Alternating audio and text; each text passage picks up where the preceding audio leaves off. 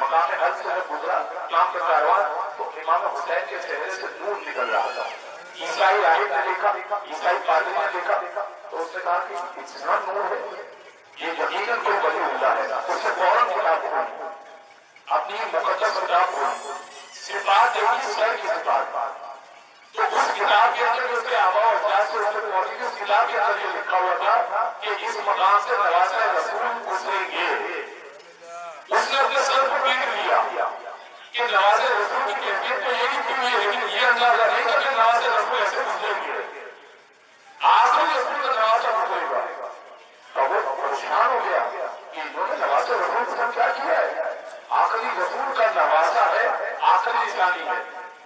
اس نے کہا کہ جو شمر تھا اور ہرملا تو بھاگ گیا تھا, شمر موجود تھا, شمر سے کہا کہ دوسرا دے دے.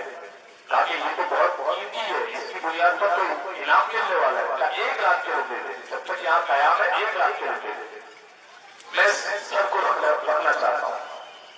سر کو رکھا اپنے گھر میں, امام کے سر کو پانی سے دھویا, صاف کیا, اچھے کپڑے سے صاف کیا, چہرے کے بعد داڑھی کو چومنے لگا, بوسے لینے لگا.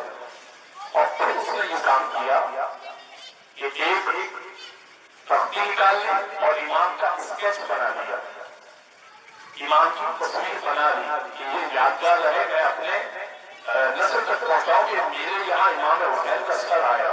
بہت بڑی بات ہے, امام حسین کا سر 1 رات کے لیے مل گیا. بس پھر وہ سر کو لے کے چلے گئے. وہ اسکیچ آج روم کے میوزیم میں موجود ہے.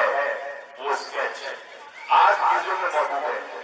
اس اسکیچ کی کاپی آج میں مسجد حنانہ میں جب کیا جا رہا, اس اسکیچ کو کلرفل کر کے وہ آپ کو مسجد حنانہ میں رکھا ہوا مل جائے گا, جس کے بارے میں مسجد حنانہ کے بارے میں روایت ہے کہ جب عراق پہنچا تھا تو عراق کے امام حسین کا سر مسجد کے اندر رکھا تھا, مسجد کے اندر سر رکھا تھا. تو اب اس یادگار کے طور پہ وہاں زمین بنا دی گئی ہے اور وہاں پہ وہ اسکیچ رکھ دیا گیا. کبھی رکھ دیا جاتا ہے, کبھی ہٹا دیا جاتا ہے. تو کبھی ہو سکتا ہے آپ نے زیارت کی ہو تو آپ کو وہاں پر وہ اسکیچ ایکچوئل اسکیچ نہیں